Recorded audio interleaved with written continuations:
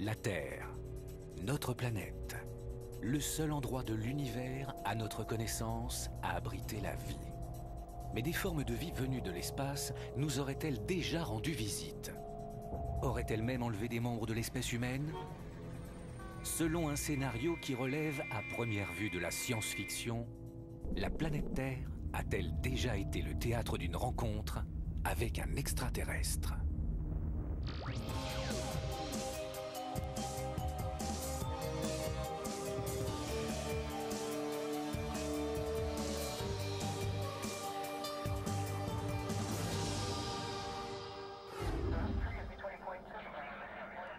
Ces histoires d'extraterrestres font partie de notre culture. Tous les ans, aux États-Unis, sont signalés des milliers d'ovnis, objets volants non identifiés. Certaines personnes ayant même déclaré avoir été enlevées.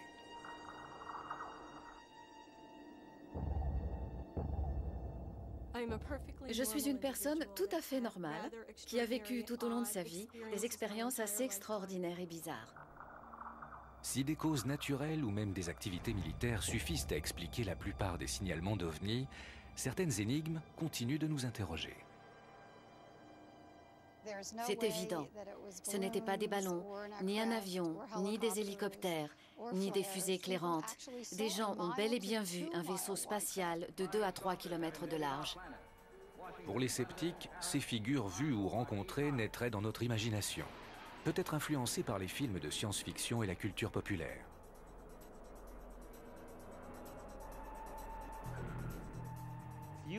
Supposons que vous rêviez d'un extraterrestre. À quoi va-t-il ressembler? À celui dont moi aussi je rêverais, celui que nous avons tous les deux vu à la télévision.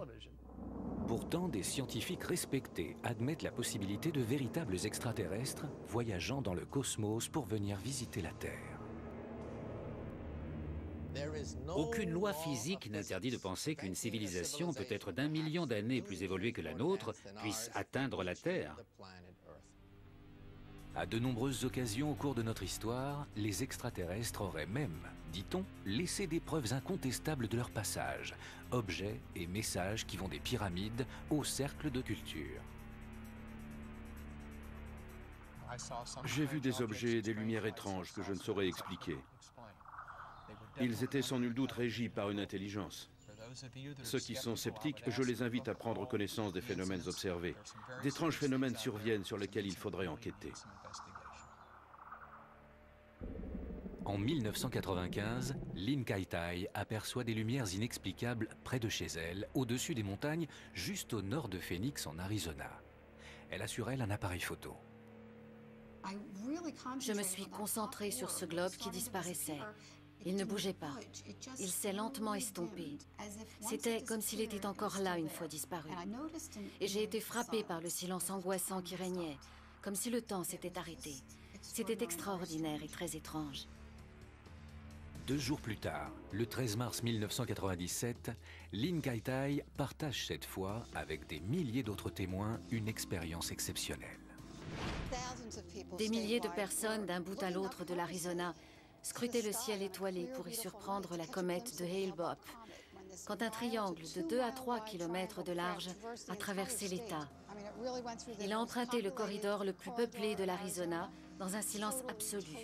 C'était un gigantesque défilé. Compte tenu du grand nombre de témoins oculaires, on hésitera à récuser sans autre forme de procès le phénomène dit des lumières de Phoenix. Après une brève enquête, l'armée révélera que ces lumières provenaient de fusées éclairantes larguées par une escadrille d'avions volant en V. Malgré tout, certains témoins maintiendront que ces lueurs venaient d'un autre monde.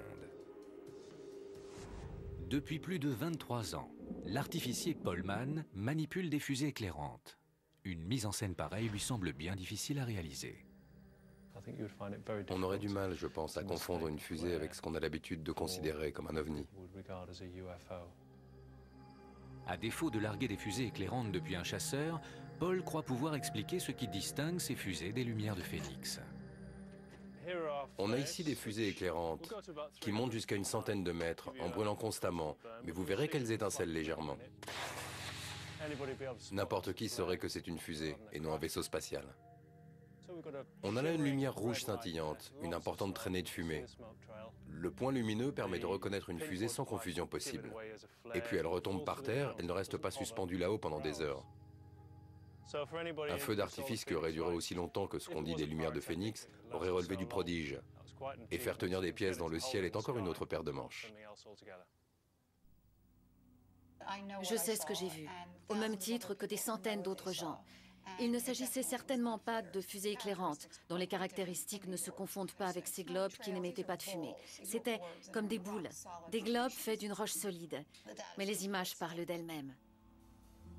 L'explication des lumières de Phénix par la présence de fusées éclairantes dans le ciel paraît donc à certains assez improbable.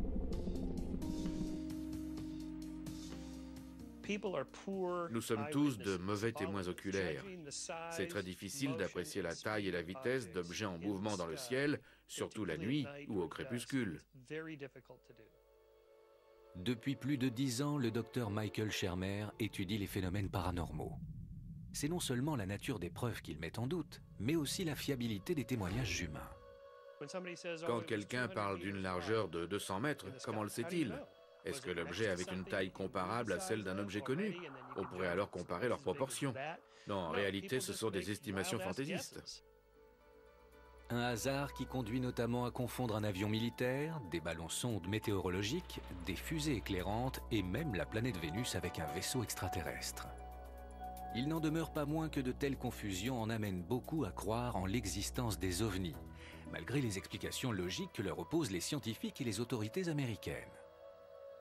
Paradoxalement, le démenti apporté par les autorités aux atterrissages d'ovnis conforte la croyance populaire en leur existence, en raison même de la fascination qu'exercent les théories du complot sur l'opinion. L'État est souvent soupçonné d'occulter la vérité. L'affaire Roswell en est le cas typique. Roswell, c'est le haut lieu de l'ufologie. L'histoire initiale selon laquelle il s'agissait d'un ballon-sonde était un mensonge. On nous a menti pour des raisons de sécurité nationale. Une information relevant du secret défense jalousement gardée jusqu'en 1994, date à laquelle l'armée de l'air des États-Unis déclare que Roswell était non pas une sonde de météorologie, mais un ballon envoyé dans la haute atmosphère pour surveiller les essais nucléaires soviétiques. Cette révélation achèvera de convaincre les ufologues que l'État cherche toujours à cacher ce qui s'est vraiment passé à Roswell. Et là, les ufologues disent « On vous l'avait bien dit, ils mentaient, maintenant ils prétendent nous servir la vérité, mais c'est encore un mensonge. » Eh bien non, en 1947, dans le contexte de la guerre froide, c'est tout à fait plausible. C'est la désinformation qui a nourri le mystère Roswell, un mystère que le revirement des instances officielles épaissira. Cependant, il arrive même à l'armée d'isoler des phénomènes inhabituels. En 1980, les militaires d'une base aérienne située sur la côte est de l'Angleterre perçoivent une étrange lueur dans une forêt des alentours. Le colonel Charles Halt, qui dirige la base à ce moment-là, est de service quand il réceptionne un drôle d'appel de la part d'un de ses hommes. Quand le lieutenant qui faisait une ronde est entré pour voir le commandant de la base et moi-même et nous parler en privé, il était blanc comme un linge. Le lieutenant leur rapporte qu'un objet volant non identifié a été aperçu qui descendait dans la forêt de Rendlesham aux abords de la base. Le colonel Halt, accompagné d'un officier affecté à la prévention des sinistres, se rendent sur le site supposé de l'atterrissage. Ils enregistrent leurs échanges sur une bande audio en guise de preuve. Bon, pourquoi ne pas faire ça? Pourquoi ne pas balayer cette zone? J'ai mis mes gants. Balayons la zone sur environ 3 mètres et traçons un périmètre tout autour en partant du coin là-bas.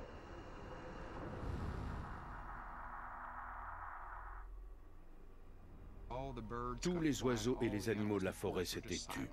Nous nous sommes approchés de ce site où le supposé vaisseau avait atterri.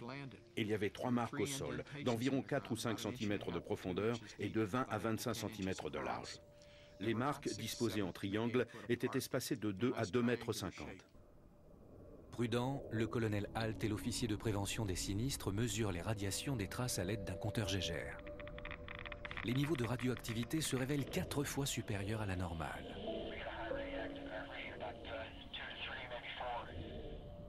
C'est alors qu'une forme dans les arbres se met à bouger. Un objet d'une lumière rouge vif et noire au centre bougeait à travers les arbres. Aucun doute, il y a d'étranges flashs de lumière rouge devant nous. On aurait dit que cette chose lumineuse répandait du métal en fusion, comme de l'acier qui sort d'un creuset. Nous l'observions stupéfiés quand elle a explosé en silence et que des éclats blancs se sont éparpillés avant de disparaître. En fait, au dire de nombreux journalistes et chercheurs, ce qu'auraient vu le colonel Halt et les soldats qui l'accompagnaient dans la forêt de Rendlesham, ce seraient les jeux de lumière du phare d'Orford Ness.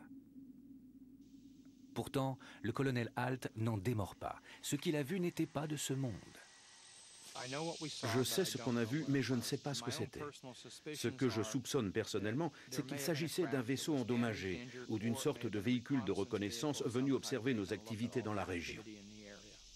En janvier 1981, le colonel Halt contacte le ministère de la Défense britannique, dont il ne recevra jamais de réponse officielle. Halt reste persuadé qu'il a eu affaire à d'authentiques extraterrestres, un cas d'ovni qu'ici, comme à d'autres occasions, l'État a tenu à camoufler. Un avis que ne partage pas le docteur Shermer. Le problème des affaires étouffées par l'État, c'est que les gens ne savent pas se taire. L'État aurait-il réellement voulu dissimuler la présence d'extraterrestres, qu'il se serait forcément trouvé quelqu'un aux échelons inférieurs pour trahir et révéler l'invraisemblable vérité. Et même si les autorités ont cherché à dissimuler ces phénomènes d'ovnis, ce n'est pas pour autant qu'on a cessé d'interroger les thèses officielles. Soit les extraterrestres existent, soit ils n'existent pas. Les deux hypothèses sont également effrayantes. Pour gagner la Terre, un ovni aurait à voyager dans l'espace depuis un autre point de l'univers situé à des années-lumière. D'où et comment parviendrait-il jusqu'ici?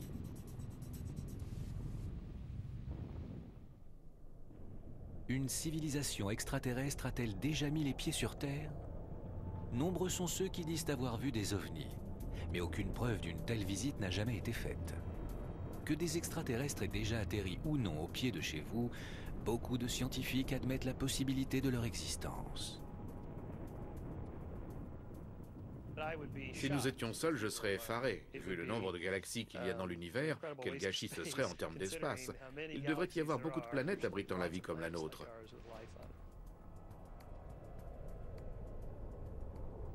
L'univers est vieux de quelques 15 milliards d'années, et son expansion se poursuit à une vitesse phénoménale. Il renferme des milliards et des milliards d'étoiles, beaucoup plus que ne comptent de grains de sable toutes les plages de la Terre. Autour de certaines de ces étoiles tournent des planètes. Il y a donc une myriade d'endroits où E.T., le célèbre extraterrestre, aurait pu voir le jour.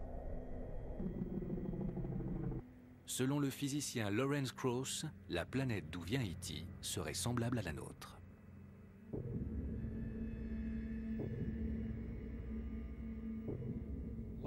Sur une planète comme la Terre, la vie semble naître de toutes parts. On peut donc avancer que le moyen le plus simple pour trouver d'autres formes de vie, ce serait de chercher des planètes comme la Terre. Seulement voilà, cette planète se situerait fort loin de la Terre. C'est même en années-lumière et non en kilomètres que dans l'espace, on mesure les distances tant elles sont grandes. Une année-lumière, c'est quasiment 10 000 milliards de kilomètres, soit la distance parcourue en un an par un rayon de lumière qui progresse à près de 300 000 kilomètres par seconde.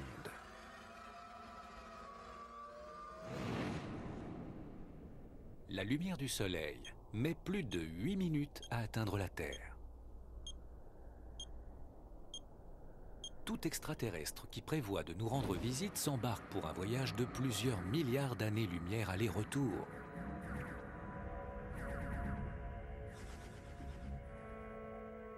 Le seul moyen de raccourcir le voyage consisterait alors à se déplacer plus vite que ce qu'il y a de plus rapide à notre connaissance, la lumière elle-même.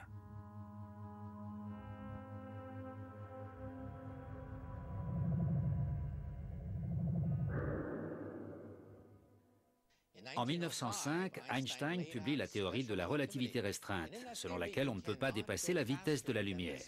En un sens, c'est comme s'il y avait un agent de la circulation au carrefour pour nous interdire de franchir cette limite.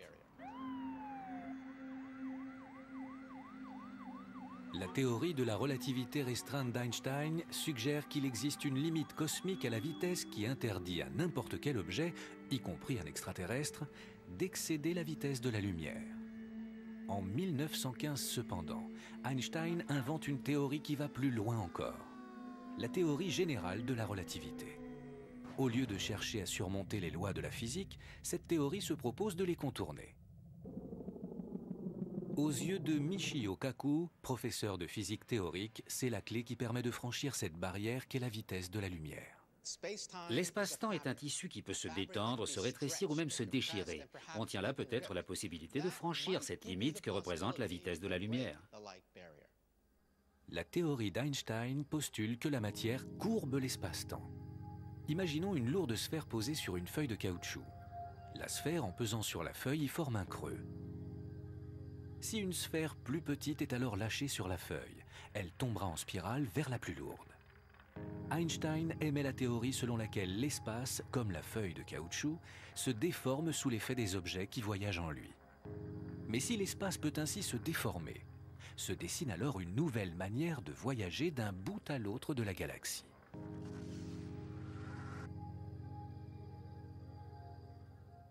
Sur une feuille de papier, la droite est le plus court chemin entre deux points. C'est oublier que si vous pliez la feuille, vous vous apercevez que le plus court chemin entre deux points est en fait un trou de verre. Ces trous de verre, avancent certains scientifiques, seraient des couloirs d'espace-temps qui se présentent comme des raccourcis entre des régions éloignées de l'espace. Théoriquement, en empruntant un trou de verre, un extraterrestre pourrait voyager d'une partie à l'autre de notre galaxie plus vite que ne le ferait un rayon de lumière dans l'espace et le temps normaux. Un raccourci qu'avait déjà décrit il y a 150 ans un mathématicien d'Oxford en Angleterre, le fameux écrivain Lewis Carroll. Le miroir d'Alice relie la campagne d'Oxford à un univers fantastique, le pays des merveilles. Si vous passez votre main à travers le miroir, elle quitte Oxford pour passer à jamais de l'autre côté. C'est un trou de verre, ce que nous autres physiciens appelons un espace multiconnexe. Les trous de verre constitueraient peut-être le réseau de transport idéal, quoique la manipulation des lois de la physique puisse entraîner des conséquences catastrophiques. On ignore dans quelle mesure ils sont stables. Ils sont peut-être assez radioactifs, des corrections quantiques et des radiations pourraient se produire à l'entrée du trou, qui risque également de se refermer avant même qu'on puisse y pénétrer. À supposer qu'on puisse recréer un trou de verre artificiel, il faudrait d'énormes quantités d'énergie et des progrès technologiques qui dépassent notre entendement pour déchirer le tissu de l'espace et du temps. Mais peut-être existe-t-il une civilisation extraterrestre assez évoluée pour construire ces autoroutes supergalactiques. Ou bien, des extraterrestres intelligents pourraient avoir trouvé une autre astuce pour naviguer au sein de l'univers. Ils sauraient peut-être déplacer l'espace lui-même. L'espace fait ce qui lui plaît. Par exemple, il peut s'étendre par réaction à la présence de matière et d'énergie. Et si on trouvait le moyen de le maîtriser, en principe, on serait capable de développer ce qu'on pourrait appeler un moteur à distorsion. Le vaisseau extraterrestre comprimerait l'espace qui se trouve devant lui et ferait croître l'espace situé derrière lui. Sans avoir bougé d'un iota, le vaisseau se porterait du même coup d'un point à l'autre de la galaxie. Ce qui semble nous renvoyer à la science-fiction n'aurait, pour quelques extraterrestres évolués, absolument rien de fictif. Sur ce ballon, j'ai représenté l'USS Enterprise du film Star Trek. Et pour qu'on ait quelques repères de son environnement immédiat, j'ai figuré ici le Soleil, la Lune et Saturne. Ce que je voulais vous montrer, c'est que l'Enterprise peut s'éloigner de ce système planétaire et s'approcher de cette étoile sans changer de position par rapport à ses repères environnants. Comment? Eh bien, si je presse cette extrémité du ballon, j'étends cette région-ci. La distance entre le vaisseau et les étoiles s'est accrue sans que le vaisseau ait changé de position par rapport à ce qui l'entoure. Ce que j'ai fait, c'est faire jouer l'espace. On ignore comment serait alimenté un moteur à distorsion, dont l'utilisation serait de l'avis de Krauss, lourde de danger. Ce serait peut-être moins dangereux pour les passagers à bord du vaisseau que pour tous les autres, car lorsqu'on contracte l'espace devant soi, tout ce qui nous sépare du prochain astre se trouve pulvérisé. Et quand on est dans l'espace derrière soi, on instaure une tension incroyable entre tous les corps qui nous environnent. Il faudrait alors une autoroute interstellaire qui soit au préalable vidée de tout, sans quoi tout ce qui entoure le vaisseau serait anéanti. Nos moyens technologiques sont loin de nous permettre d'outrepasser les lois de la physique, mais une civilisation en avance sur nous de plusieurs millions d'années aurait pu frayer cette voie. Sur Terre, les physiciens qui cherchent d'autres formes de vie dans l'univers prennent cette idée très au sérieux. Ils ont développé un système de classification des civilisations extraterrestres selon leur degré d'évolution. Quand nous autres physiciens observons l'espace, nous ne recherchons pas des petits hommes verts, nous cherchons des civilisations du premier, du deuxième ou du troisième type. Une civilisation du premier type aurait atteint un tel degré d'évolution qu'elle maîtriserait toutes les sources d'énergie présentes sur sa planète, y compris celles que fournissent les océans, les volcans et même la météo.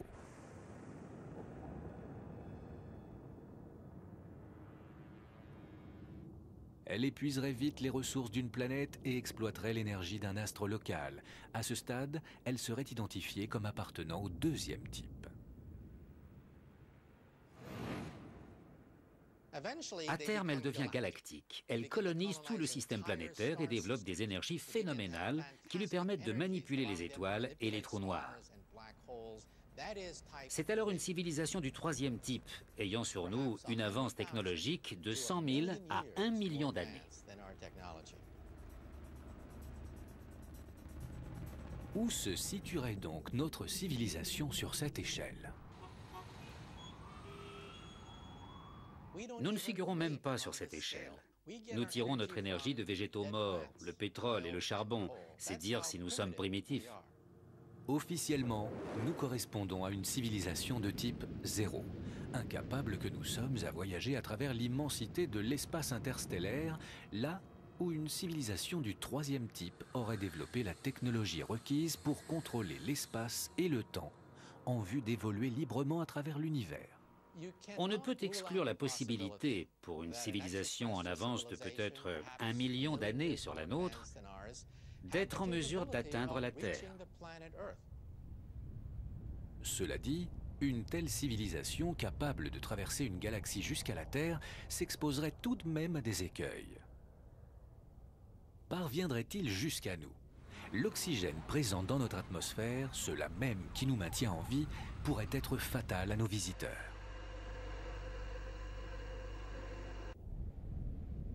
Ayant acquis la maîtrise de l'espace et du temps, et réussi à franchir le vide interstellaire, il devrait alors affronter un autre danger, notre atmosphère. Elle qui nous protège du rayonnement solaire constitue une barrière périlleuse pour tout vaisseau spatial à l'approche.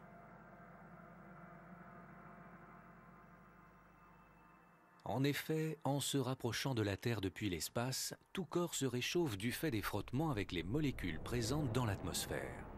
La chaleur produite brûle la plupart de ces corps, tels que les astéroïdes, avant qu'ils touchent le sol. Protégés par des tuiles résistantes à la chaleur, les vaisseaux de la NASA, au moment où ils rentrent dans l'atmosphère, se servent de ces frottements pour ralentir. À ce problème, disent les scientifiques, une civilisation d'un haut niveau technologique trouverait cependant une solution bien avant d'atteindre notre atmosphère. Je dirais que tout être intelligent placé à bord d'un véhicule spatial évolué ralentirait tout simplement avant de toucher la Terre. Après avoir navigué au sein de notre atmosphère et réussi leur atterrissage, les extraterrestres verraient surgir un nouvel obstacle de taille. On les imagine mal descendre tout naturellement du vaisseau. L'atmosphère de la Terre ne correspondrait probablement pas tout à fait à celle qui règne sur leur planète d'origine. En fait, à moins d'être acclimatés à l'oxygène, ils souffriraient de l'extrême toxicité de ce gaz. Des extraterrestres fraîchement arrivés sur Terre, on ne s'attendrait pas à les voir débarquer de leur vaisseau, humer le bon air et se mettre à manger des pommes et des oranges. Ici, dans le Nevada, au cœur du désert Mojave, le département des sciences de l'espace de la NASA étudie la vie de micro-organismes placés dans des conditions extrêmes. De là, les chercheurs espèrent établir comment différentes espèces survivraient à des conditions éventuellement périlleuses. Le docteur Chris McKay chapeaute cette mission. La vie a besoin d'oxygène. Les hommes, les plantes et les animaux en ont besoin. Mais nous avons développé toute une machinerie biologique, des enzymes de nature à purifier l'oxygène. L'oxygène est une substance fondamentalement toxique. Sur la planète d'origine d'un extraterrestre, L'évolution aurait-elle emprunté les mêmes voies? La vie s'y serait-elle adaptée à l'oxygène? À la limite, les fondements de la chimie, de même que les gaz, n'auraient rien à voir avec les nôtres. Le docteur McKay étudie des échantillons contenant plus de 10 millions de bactéries qui montrent que le vivant obéit ici à des principes totalement différents de ceux de la majorité des êtres sur Terre. L'examen de ces bactéries nous fait entrevoir la bizarrerie de certaines propriétés chimiques et combien ces organismes peuvent nous être étrangers. La force de notre Soleil poserait encore un autre problème à nos visiteurs. Son rayonnement a beau assurer la vie sur Terre, il présente certains dangers.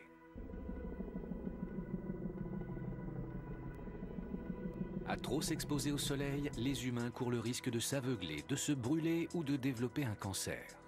Un être venu d'une autre planète n'y résisterait peut-être pas. On peut imaginer que des formes de vie issues d'un autre monde, qui arriveraient chez nous, trouvent les rayons ultraviolets d'une luminosité trop intense et doivent se protéger derrière des pare-soleil ou des lunettes.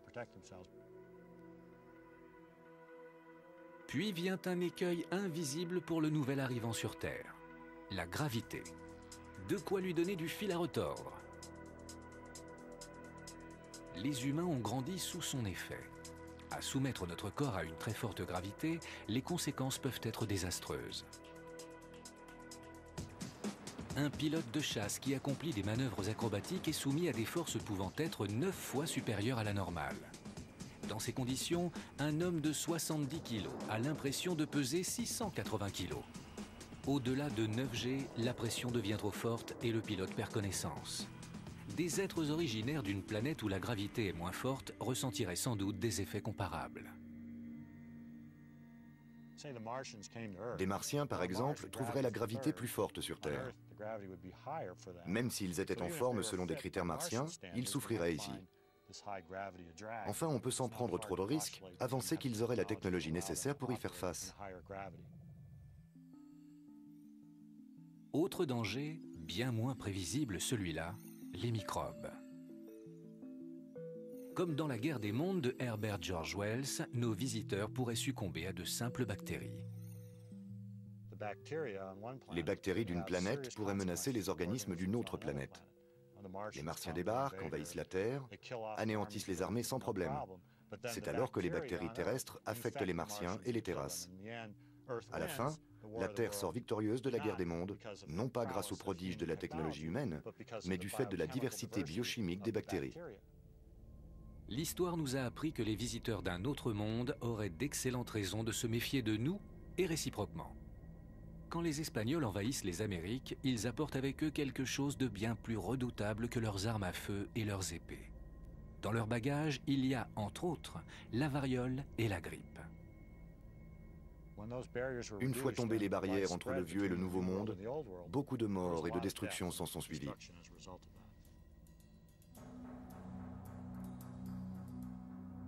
Nous pourrions contaminer des êtres venus d'ailleurs et vice-versa. Cette crainte de l'infection par de nouvelles variétés de bactéries agitait aussi la NASA dans les années 1960 lors des missions sur la Lune. C'est pourquoi on plaçait en quarantaine les premiers astronautes à leur retour, de peur qu'ils soient porteurs de microbes mortels.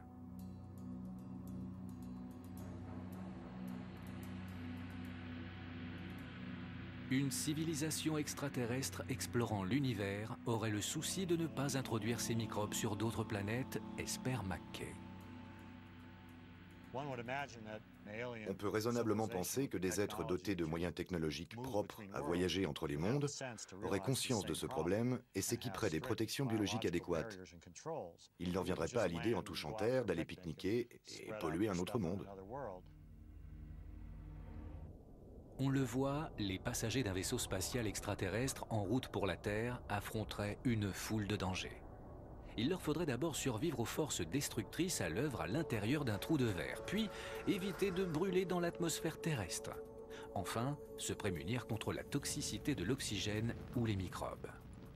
Peut-être décideraient-ils de ne pas courir eux-mêmes tant de risques.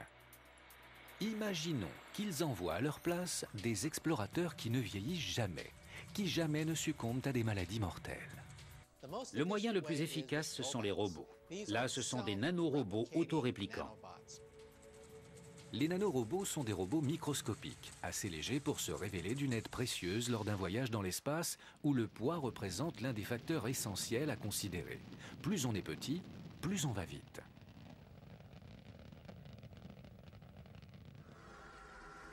En fait, les particules subatomiques voyagent presque aussi vite que la lumière. Ainsi, les nanorobots offriraient peut-être le meilleur moyen d'explorer l'univers.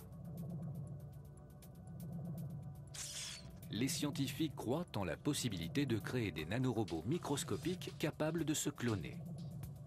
Ils atterriraient sur les lunes et les planètes où ils se reproduiraient d'eux-mêmes, permettant à une civilisation d'explorer de grands pans de la galaxie sans jamais quitter sa planète d'attache. On finirait par avoir une sphère peuplée de trillions de robots qui avanceraient à une vitesse proche de celle de la lumière. Ils se poseraient sur les lunes où chaque robot se reproduirait.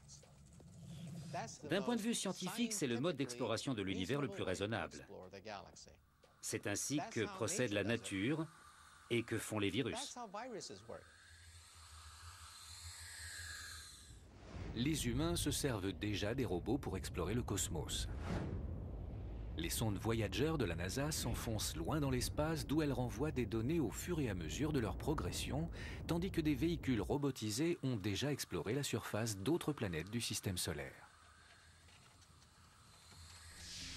Mais, compte tenu de leur petite taille, les nanorobots semblent offrir le plus sensé des moyens d'explorer l'univers, bien que rien ne prouve aujourd'hui que des nanorobots d'origine inconnue aient jamais visité la Terre.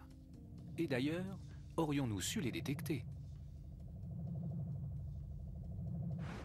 Dans leur grande majorité, ceux qui prétendent avoir rencontré des extraterrestres décrivent non pas des robots miniatures, mais des êtres vivants, souvent assez peu sympathiques et enclins à enlever les hommes pour les soumettre, comme des cobayes, à des examens et des expériences. Une civilisation évoluée pourrait être à même de tourner les lois de la physique, de traverser le temps et l'espace pour visiter la Terre. Il n'empêche, certains scientifiques se demandent au nom de quoi elle se donnerait cette peine. Des êtres aptes à voyager dans le temps et l'espace seraient en avance de plusieurs millions d'années sur nous et trouveraient peu d'intérêt à la vie sur Terre. En outre, chercheraient-ils à établir un contact avec nous, ils pourraient ne pas être animés d'intentions pacifiques.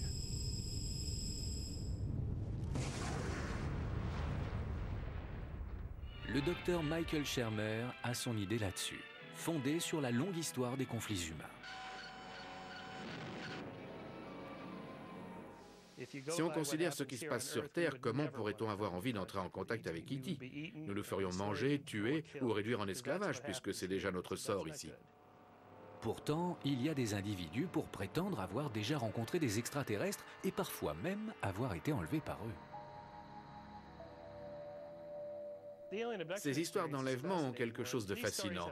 Elles portent toute la marque d'une expérience très humaine. C'est une sorte de terreur nocturne, un mauvais rêve. Faute de preuves, les témoignages extravagants qui relatent des apparitions d'extraterrestres suscitent l'incrédulité. Les témoins préfèrent donc en général garder l'anonymat. Une New-Yorkaise que nous surnommerons Molly aurait eu, dit-elle, plusieurs apparitions au long de sa vie.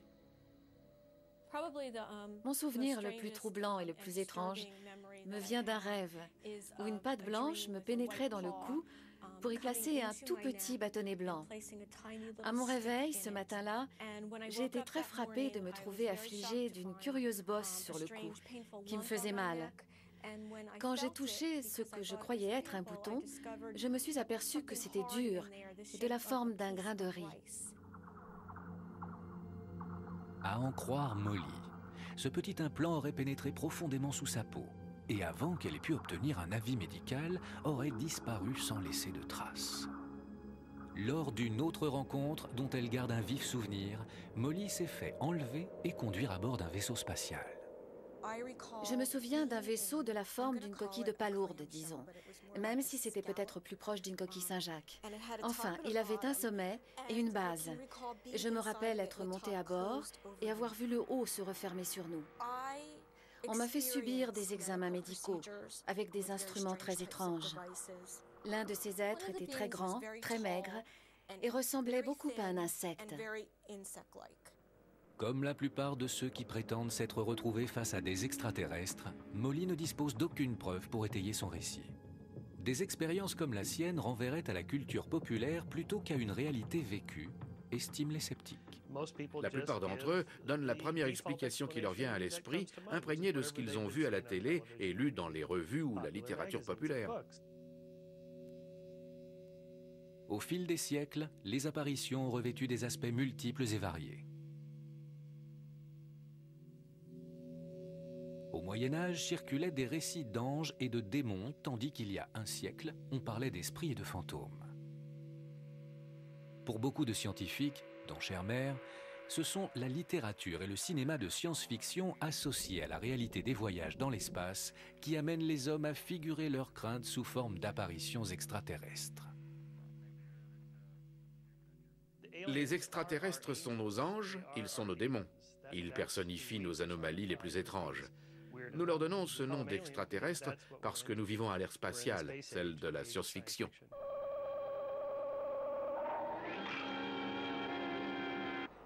Reste cependant à éclaircir sur quoi se fonde la croyance en ce type d'apparition.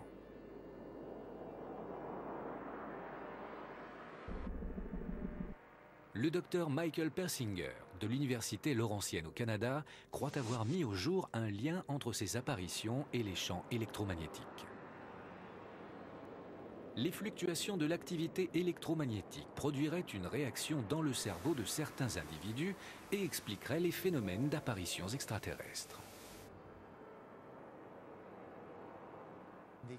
Le sentiment d'une présence qui vous saisit en général tard dans la nuit et donne lieu à une expérience ou bien mystique, ou bien sexuelle, ou même terrifiante, se manifeste dans toutes les cultures.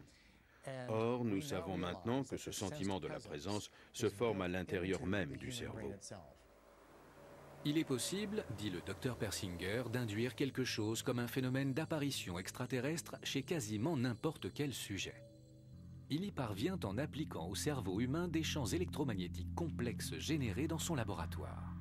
Pour nous le démontrer, Persinger et son assistant placent un volontaire dans une chambre insonorisée.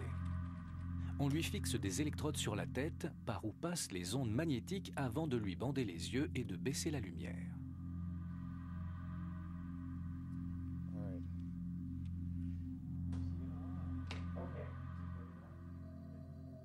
Tout en surveillant ces données, Persinger attend que le sujet éprouve la sensation d'une présence extraterrestre.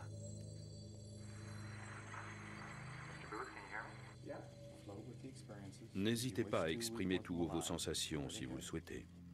Au bout de quelques minutes, les champs électromagnétiques provoquent un choc dans le cerveau du sujet. Sa façon de décrire son expérience dépendra de sa culture, de son vécu, de son horizon d'attente. Ça fait très mal. J'ai l'impression de mourir. Ici, Michael Persinger suspend l'expérience.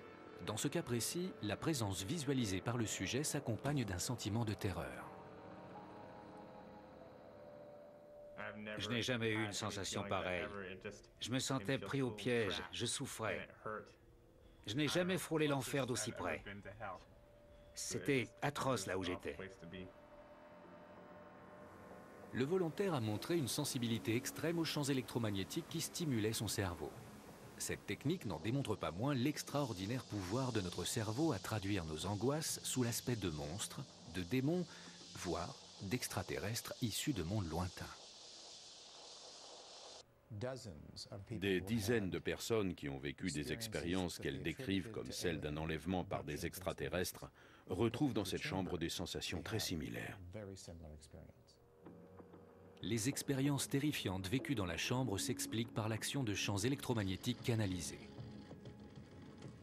Quant aux expériences d'enlèvement vécues dans le monde réel, elles seraient dues, selon Persinger, aux champs électromagnétiques produits par des phénomènes naturels tels que les éruptions solaires, l'activité sismique et les variations atmosphériques. La similarité des témoignages, pense-t-on, ne ferait que trahir notre physiologie et notre culture commune. D'un cas à l'autre, on retrouve fatalement des sensations similaires, nos cerveaux étant conformés de la même manière. On constate le même genre d'illusions, d'hallucinations et ainsi de suite. Le rôle de l'électromagnétisme dans ces expériences est loin d'être prouvé. D'autres chercheurs les attribuent au phénomène de paralysie du sommeil ou à des affections comme le stress post-traumatique. Quoi qu'il en soit, tant que nous n'aurons pas établi de contact avec E.T., nous ne saurons jamais avec certitude si oui ou non, les extraterrestres n'existent que dans notre tête. Et si E.T. se manifestait, on verrait peut-être s'élever alors une autre barrière, celle du langage. Il se peut que des extraterrestres ne choisissent pas de s'adresser à l'homme et nous préfèrent parmi les autres espèces qui peuplent la Terre, celles qui leur paraîtraient posséder le langage le plus intelligent.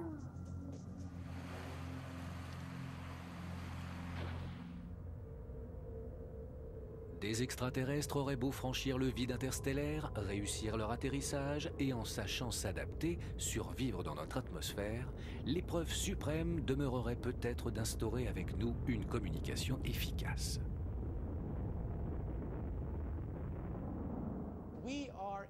Il y a de l'arrogance à croire qu'ils chercheront à nous parler ou à nous rendre visite. Pourquoi le feraient-ils? Songez à une fourmilière à côté de laquelle on construit une autoroute à 5 voies. Les fourmis sauraient-elles communiquer avec les ouvriers? Le principal danger, c'est que ces ouvriers recouvriront la fourmilière sans même s'en apercevoir. À San Francisco, quelques scientifiques étudient déjà des modes de communication au cas où E.T. viendrait faire halte chez nous. Le SETI, Institut de recherche d'une intelligence extraterrestre, est le fer de lance de ce projet. Depuis 40 ans, les scientifiques y observent le ciel où ils guettent des messages émis d'ailleurs.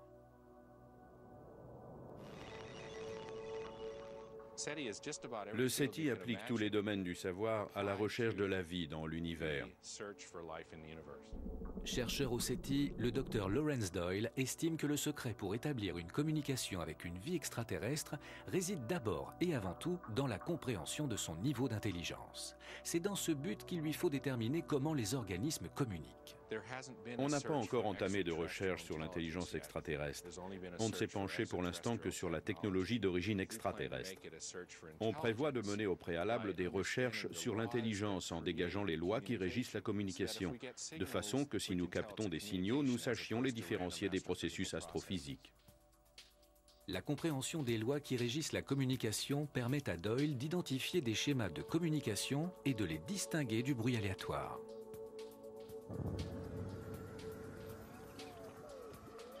Il s'appuie pour ce faire sur une équation mathématique issue de la théorie dite de l'information, d'abord développée pour mesurer la quantité d'informations parcourant une ligne téléphonique. Doyle, lui, s'en sert en vue d'analyser la complexité du langage. Il calcule l'interdépendance de mots ou de sons différents au sein d'une langue. Plus il y a de mots ou de sons associés dans un lien de dépendance avec le premier mot ou son de la séquence, plus le langage est complexe. Sur cette échelle, l'anglais est un système de communication de niveau 9. Doyle entend désormais appliquer cette technique à la communication d'origine extraterrestre. Plus un langage est complexe, plus on a affaire à une intelligence supérieure. Tout message d'origine extraterrestre obéit obligatoirement aux règles de la théorie de l'information. Il n'est pas d'autre moyen pour transmettre de l'information. Et le fait de mesurer la complexité de cette communication nous donnerait peut-être des indications sur le degré de complexité de la société considérée. La théorie de l'information n'aidera Doyle qu'à comprendre la complexité d'un signal extraterrestre et non son contenu. Si bien que même s'il repère E.T., il ne saura pas ce que E.T. cherche à lui dire. C'est le même problème que nous rencontrons sur Terre quand nous tentons de communiquer avec d'autres espèces. Si vous souriez à un loup, vous lui dites non pas que vous êtes heureux, mais que vous cherchez la bagarre. Si vous souriez à un chimpanzé, vous lui signifiez votre peur. Donc même le sourire ne marche pas. Comment communiquer avec un extraterrestre? Voilà une question difficile, vu qu'on n'arrive même pas à s'entendre sur de simples signes de convivialité sur Terre. Doyle s'est servi de la théorie de l'information pour dégager des schémas et des règles inhérents à la communication animale et en étudier la complexité. Il a obtenu des résultats surprenants. Ces données actuelles lui ont permis d'établir que les singes écureuils avaient un système de communication de niveau 3 et les dauphins de niveau 4. Qui donc Doyle considère-t-il comme les meilleurs candidats pour communiquer avec des extraterrestres? Jusqu'ici, ni les dauphins ni les humains ne lui semblent avoir les compétences langagières requises. Il a trouvé néanmoins une espèce dont le système de communication se situe à un niveau largement supérieur. On s'intéresse de près à la baleine à bosse parce qu'on la soupçonne de posséder le système de communication le plus complexe de la planète. Doyle étudie la baleine à bosse depuis peu seulement et n'a encore isolé que ses cris de groupe. Quand des extraterrestres s'adresseront à l'espèce douée du langage le plus intelligent, peut-être se tourneront-ils vers cette baleine plutôt que vers l'homme. Bien qu'à l'écoute des bruits de l'univers depuis 40 ans, il reste au SETI à découvrir au moins un signal extraterrestre à tester. Pour trouver de vrais extraterrestres, peut-être devrons-nous chercher ailleurs, plus près de chez nous. Autrement dit, peut-être devrions-nous nous observer nous-mêmes de plus près.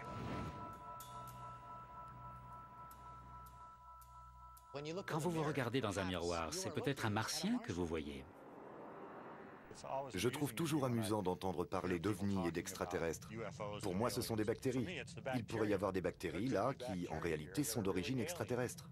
La vie sur Terre aurait fort bien pu venir de Mars, et nous pourrions tous être des extraterrestres. À en croire McKay, ainsi que d'autres scientifiques, il y a des chances pour que, voici des milliards d'années, des bactéries d'origine extraterrestre aient été projetées de la surface d'une autre planète et emportées sur une météorite.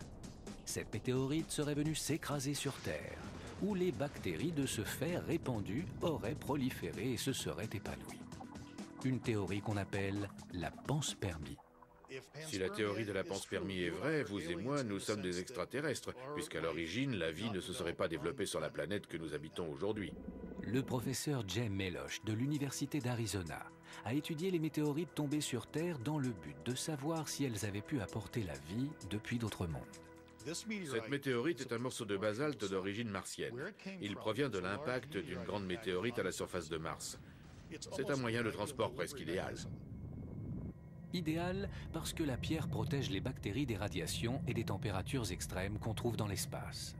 Elle les protégerait également de l'impact d'une chute sur la Terre.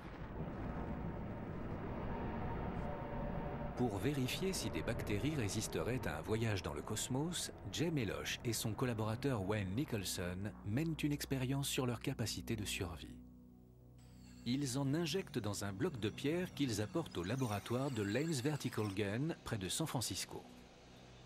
Après avoir placé le bloc dans une grande chambre à vide, Melosh lance dessus un projectile à la vitesse de 21 600 km/h.